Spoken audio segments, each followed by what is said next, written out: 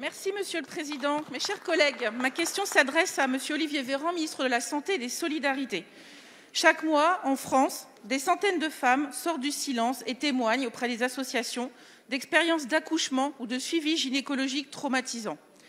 Et pourtant, les violences obstétricales et gynécologiques restent encore un tabou dans notre pays.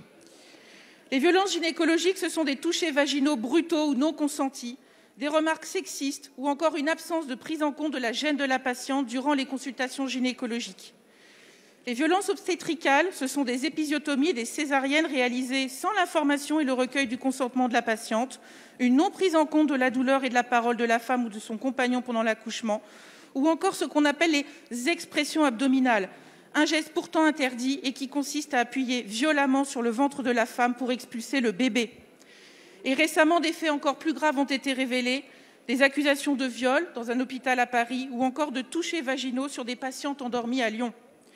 Monsieur le ministre, le cabinet de gynécologie ou la salle d'accouchement ne peuvent être une chambre de la douleur ou pire, une zone de non-droit.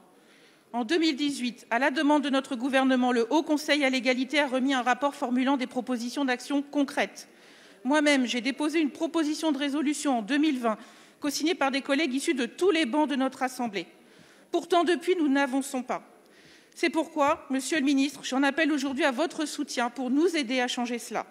Ce gouvernement s'est engagé comme nul autre auparavant pour lutter contre les violences faites aux femmes, mais nous ne devons en oublier aucune. Pouvez-vous dès lors nous assurer que le gouvernement entend la parole des femmes et des familles et agit pour que patientes et professionnels de santé travaillent plus que jamais ensemble, sans stigmatiser personne, mais dans le respect du corps, de la parole et des droits des femmes? Je vous remercie.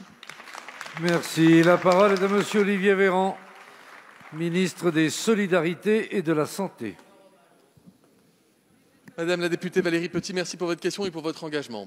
C'est un sujet qui a déjà été débattu dans l'Assemblée nationale, sur lequel je reviens bien volontiers pour vous faire part des avancées. D'abord,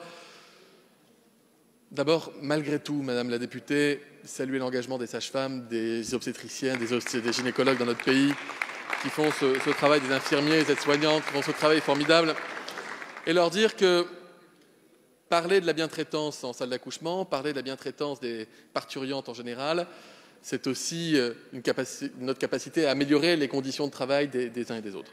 Il y a plusieurs choses dans ce que vous dites. D'abord, il y a ce qui relève du pénal. Viol, agression sexuelle, soins sans consentement, plainte, pénal, pas de discussion.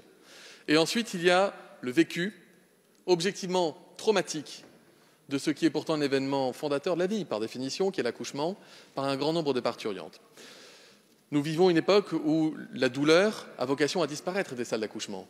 La péridurale, tous les soins qui sont faits autour, et une mécanisation contemporaine des techniques d'accouchement qui s'est peut-être accompagnée d'une perte d'explication, d'une perte de pédagogie, d'une perte d'écoute dans certaines situations, qui fait que lorsqu'un gynécologue est contraint ou une sage-femme est contraint à avoir des gestes plus invasifs, par exemple pendant l'accouchement, tels que des ventouses ou une césarienne, une épisiotomie, des mots qui peuvent faire peur quand on ne les connaît pas et quand on ne sait pas pourquoi ces actes sont réalisés, sont vécus comme non seulement intrusifs, mais violents.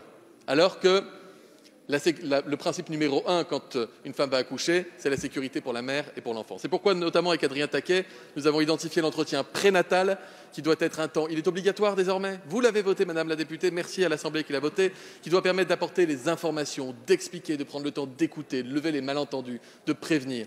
Il y a aussi toutes les préconisations du Haut Conseil qui ont été faites. Beaucoup ont déjà été mises en place, d'autres sont toujours en cours d'expertise. Il y a eu un peu de retard à cause de la crise sanitaire, mais on va continuer d'avancer sur ce terrain-là.